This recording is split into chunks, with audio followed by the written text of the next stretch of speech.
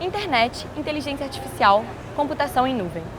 A revolução digital modificou as relações sociais, a economia, a política, o trabalho, a educação e já se defende o acesso aos meios digitais como direito universal.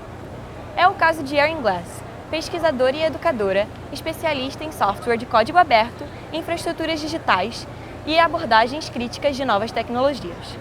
Erin veio ao Brasil participar do Colóquio Internacional de Filosofia da Tecnologia e é com ela que vamos conversar agora. Hello, Erin. Hi, How are you doing? I'm great. How are you? So, I wanted to talk to you a little bit about your studies and also what you were here for the talk for. So, the first question I have for you regards your talk. So, in the theme of it, there's reference to an age of alienated intelligence. And I wanted to ask you, which are the impacts of technological advances in the human way of thinking? That is a big question. I love it though. I love big questions. All of my thinking about technology started with my own big questions. When I was in my 20s, I felt very alienated by technology and I wanted to disconnect. So I went and lived in the woods for a year. And I learned a lot. I learned that disconnecting is really hard. So I went to graduate school and wanted to think about technology. How do we judge it? How do we decide where it's good, where it's bad? And that was the beginning of my journey. And so, sorry, I know I'm rambling. I was going to answer your question, but what were you going to say? What's the impact? Or the question was, what is the impact of technological advancements? Well, I mean, of course, you have to think about, which technological advances, but the ones that I've been very concerned with are the ones that we're seeing now happen every day, primarily through computing. And so what's relevant, I think, to me being here in the land of Paulo Freire, right, is that it was Paulo Freire who, for me, gave me the most powerful tool for thinking about technology. Of course, he's a philosopher of education. So when I was in graduate school, I realized that one very powerful way to think about technology is as if it is education, as if it is teaching us something. And Paulo Freire says something about education. He says when it is preventing preventing students from understanding certain things, when it's preventing people from transforming parts of their world, it's oppressive. And you can actually use that same concept of oppression to think about certain forms of technology.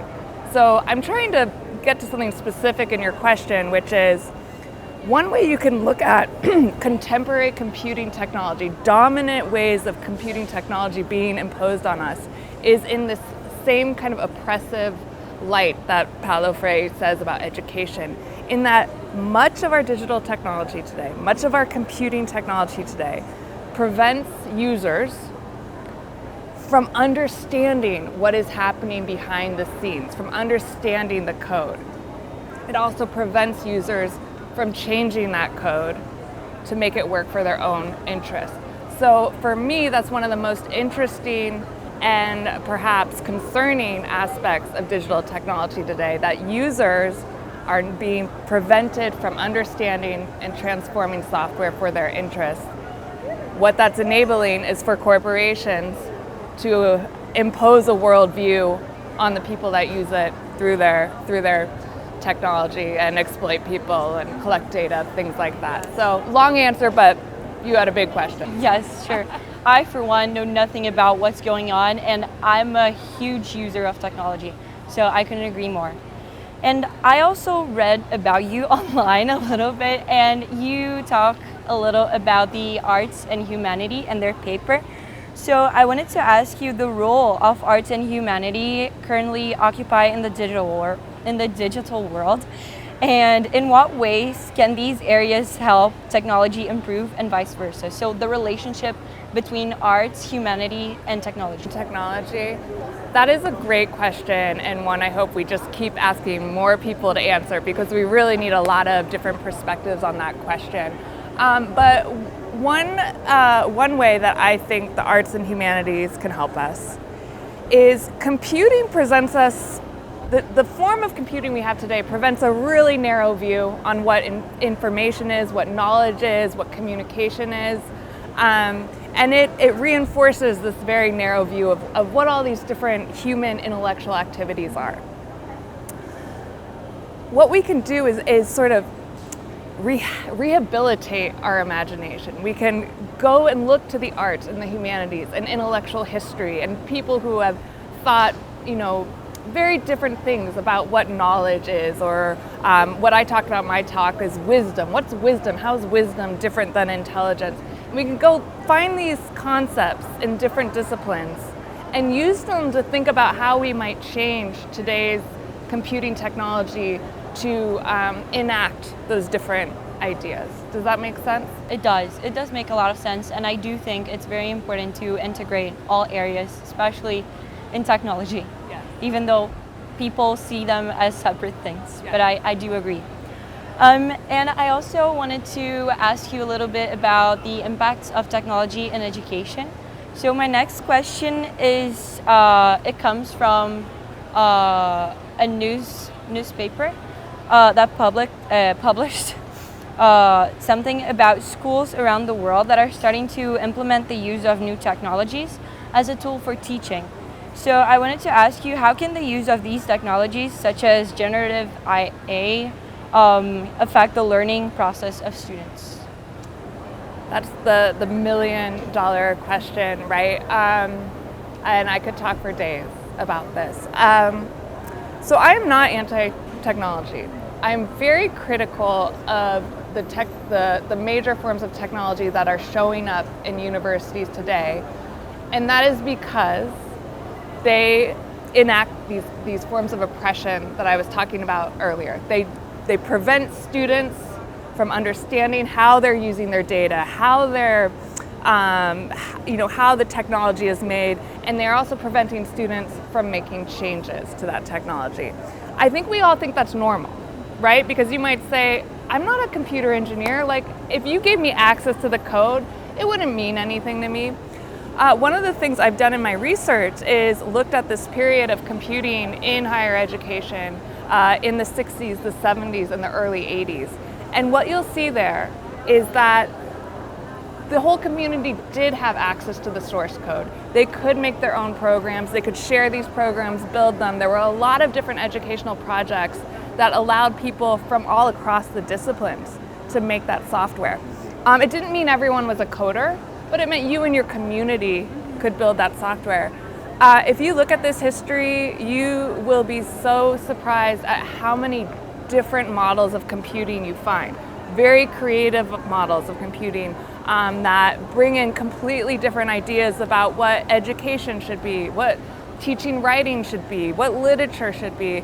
And it really actually puts our current model of computing to shame, because you start seeing how history chose one particular mode of computing, and we've really lost out by making computing something that's only made by a very narrow set of people. What I would love to see, so you are representing student media, right? Which is a wonderful tradition in universities, that we have students, reporting the news, for students by students, right?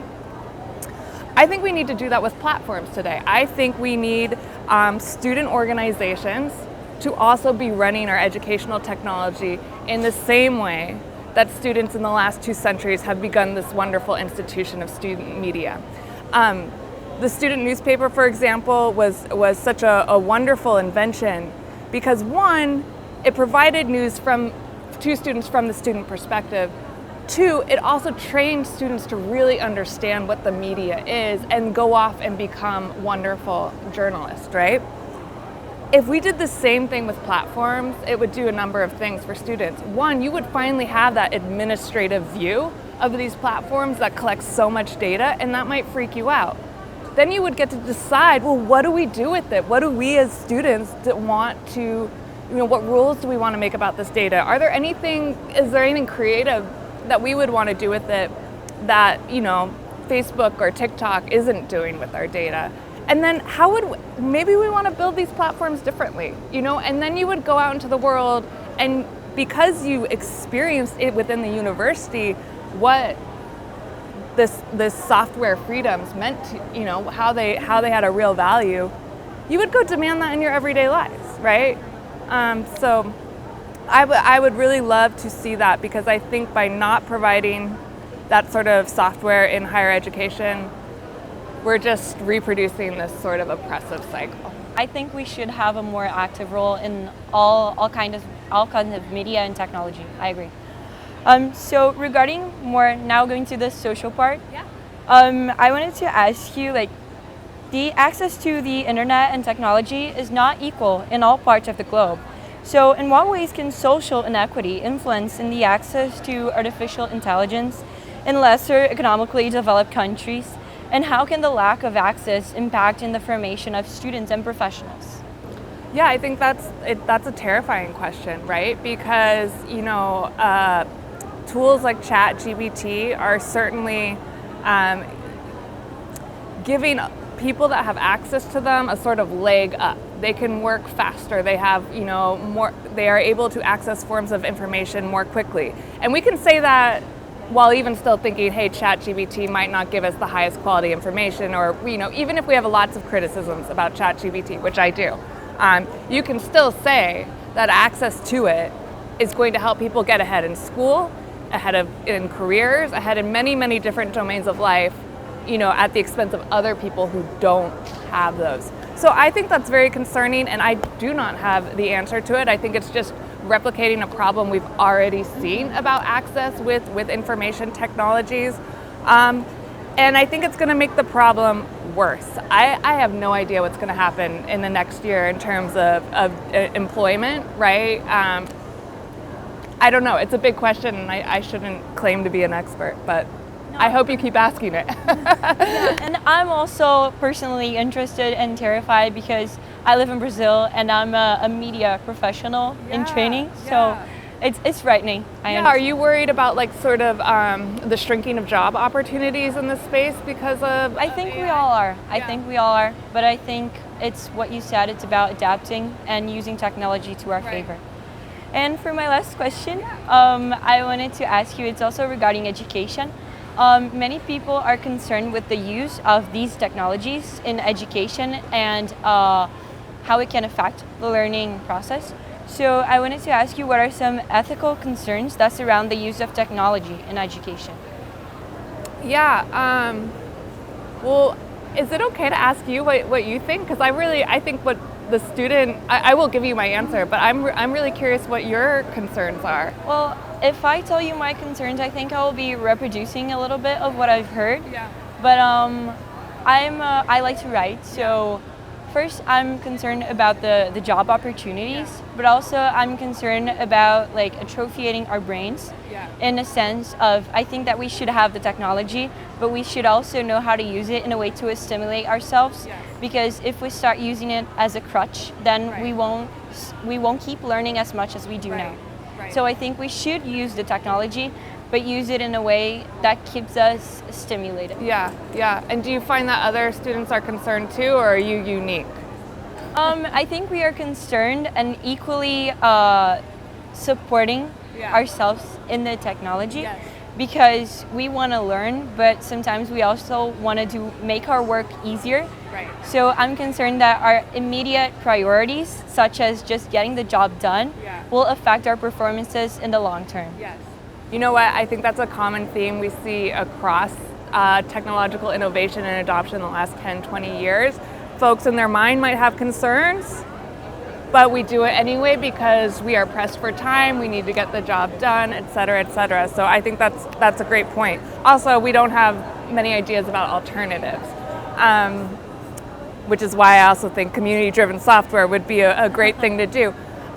Ethical concerns, I'm just drawing from a lot of concerns that are, people are talking about everywhere, like where's the data going that you're putting in it, and how do you know that the company is doing or not doing, with things with your data that it says it is. I agree with you about the mental effects, interacting with these technologies, especially now that it's at the level of language and conversation. How is that sort of changing our language diversity and our if ChatGPT's language is always just recycling language that has been used, does that sort of foreclose our own practice of continuously creating new forms of language and adapting our language to respond to our real world situation? But you could, of course, go on and on with digital exploitation, or the fact that ChatGPT was made on user data without, any sort of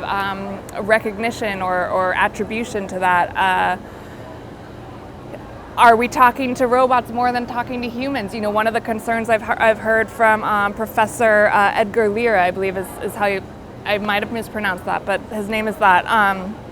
He talks about something called discursive failure. We are forgetting how to talk to one another, right? And that's horrible. That's horrible, and especially I think it points out one of the lies of technology, which is it keeps promising that it's going to connect us with people, right? We go onto these social networks, we watch YouTube, we do all these things with this idea that we're building our communities, we're networking, we're friending, we're connecting, and yet at the same time we're isolating ourselves. And this is not to dismiss the forms of connection entirely online. I think they are valuable, but you really do wonder about the interaction. Yes, you need interaction. So, yeah. I agree, Erin. I love your points and I love your ideas. And I also wanted to thank you very much for being here with us. It was a pleasure meeting you and chatting with you. Awesome. Wonderful to speak with you. Thank you. Thank you.